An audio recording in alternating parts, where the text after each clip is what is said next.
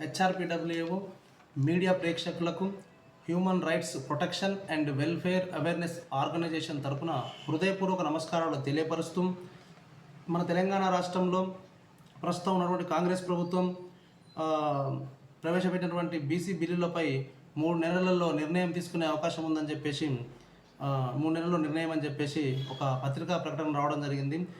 మరి ఈ విషయాన్ని ఒకసారి మనము పూర్తి వివరాల్లోకి వెళ్ళి చూద్దాం. గవర్నర్ పంపిన 2 బిల్లులపై రాష్ట్రపతి ఏదో ఒక నిర్ణయం తీసుకునే అవకాశం. తెలంగాణ పెండింగ్ బిల్లులపై సుప్రీంకోర్టు తాజా తీర్పు ప్రభావం. ఆమోదించకపోతే కారణాలు చెప్పాలి. రిజర్వేషన్లు 50% దాటకూడదని ఇప్పటికే తీర్పు. రాష్ట్రపతి న్యాయ సలహా కోరే ఛాన్స్. చూద్దాం మరిగా. ఇక్కడ రాష్ట్రపతి న్యాయ సలహా కోరే ఛాన్స్ ఉంది. ఎందుకంటే రిజర్వేషన్లు వచ్చేసి సుప్రీంకోర్టు రిజర్వేషన్లను 50% దాటకుండా చూడాలని చెప్పేసి ఒక తీర్పునివ్వడం జరిగింది. మరి ఇక్కడ మన తెలంగాణ రాష్ట్రం పంపిన 2 బిల్లుల విషయంలో ఈ యొక్క రిజర్వేషన్ అనేది 50% దాటుతుందన్న సంగతి మనందరికీ తెలిసిన విషయమే. మరి ఈ మధ్యకాలంలో తాజాగా సుప్రీంకోర్టు మరి ఒక తీర్పునిచ్చింది. తమిళనాడుకు సంబంధించినటువంటి విషయంలో తమిళనాడులో ఒక 10 బిల్లులను అక్కడ తొక్కిపట్టడం వలన వాళ్ళు తమిళనాడు ప్రభుత్వం సర్కార్ వాళ్ళు సుప్రీంకోర్టును ఆశ్రయించడం జరిగింది. సుప్రీంకోర్టు తాజాగా తీర్పు కూడా ఇవ్వడం జరిగింది. ఇవి 3 నెలల్లో ఖచ్చితంగా ఇక తెలపాలని చెప్పేసి బిల్లుల గురించి తెలపాలని చెప్పేసి, లేదా ఆమోదించకపోతే వాటిని తిరిగి మళ్ళా రిటర్న్ కూడా పంపాలని చెప్పేసి తెలపడం జరిగింది. మరి ఈ విషయంలో ఇప్పుడు మన తెలంగాణ రాష్ట్రంలో మనం పంపించినటువంటి 2 బిల్లుల విషయంలో బీసీ రిజర్వేషన్లకు సంబంధించిన 2 బిల్లుల విషయంలో మరి ఏం జరగబోతుంది అనేది ఒకసారి చూద్దాం మనము.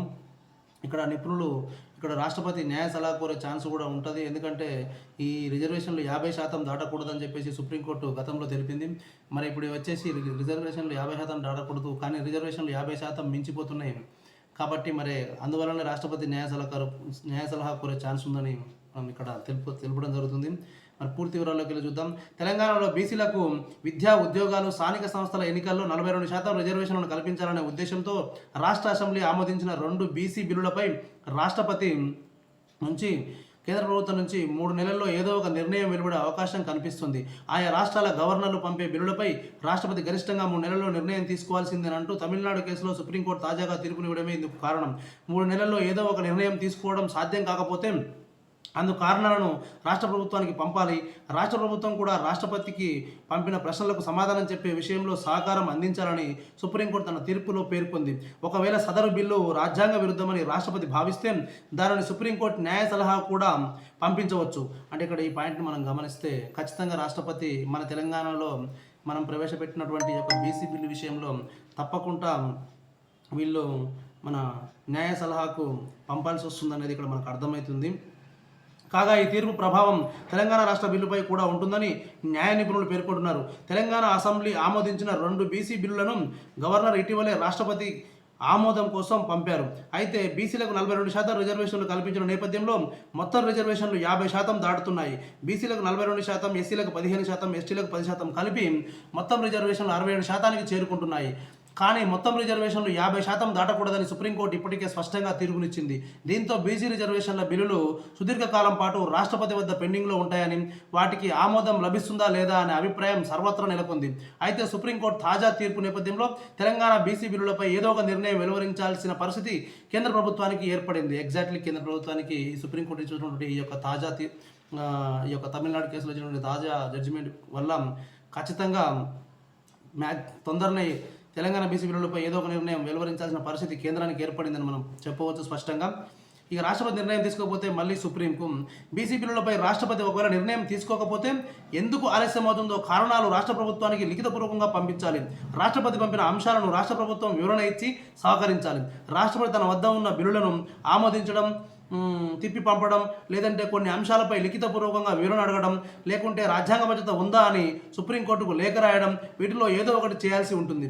కానీ ఇందులో ఏది చేయకపోతే తమ బిల్లులపై ఎలాంటి నిర్ణయం తీసుకోకుండా రాష్ట్రపతి పెండింగ్లో పెట్టారంటూ రాష్ట్ర ప్రభుత్వం సుప్రీంకోర్టును ఆశ్రయించే అవకాశం ఉంటుంది.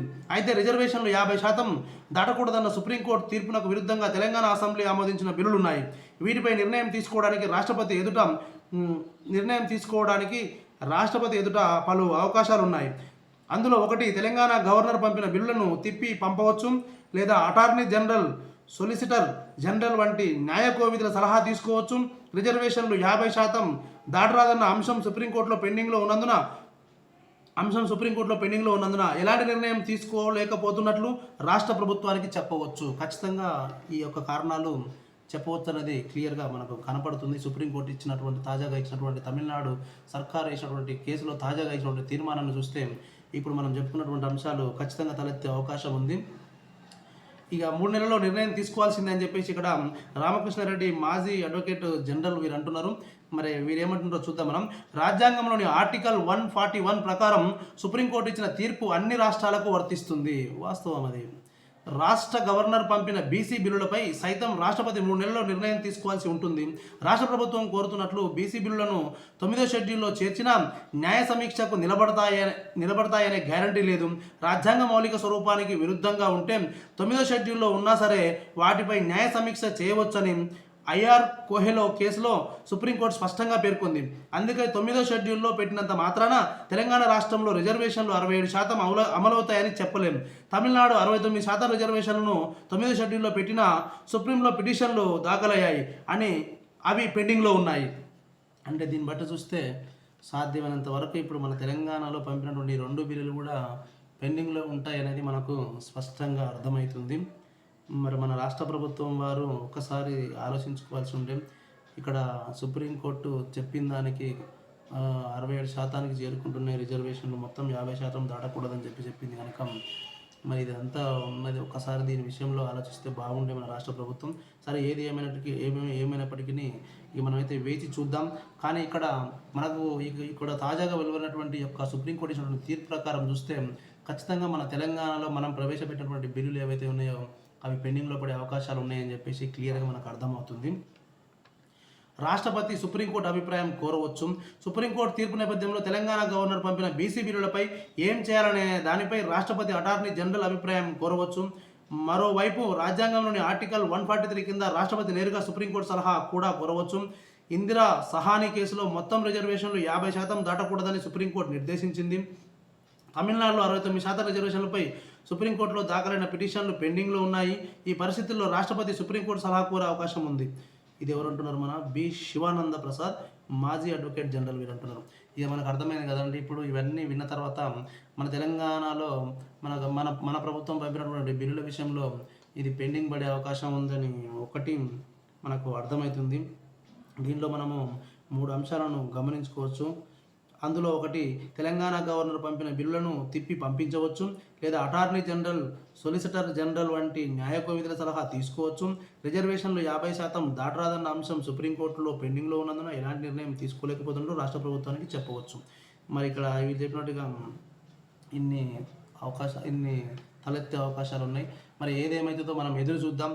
3 నెలల వ్యవధిలో మన రాష్ట్ర ప్రభుత్వం ప్రవేశపెట్టినటువంటి ఈ 2 బిల్లుల విషయంలో ఏం జరుగుతుందనేది ఎదురు చూద్దాం. థ్యాంక్ యూ, ధన్యవాదాలు.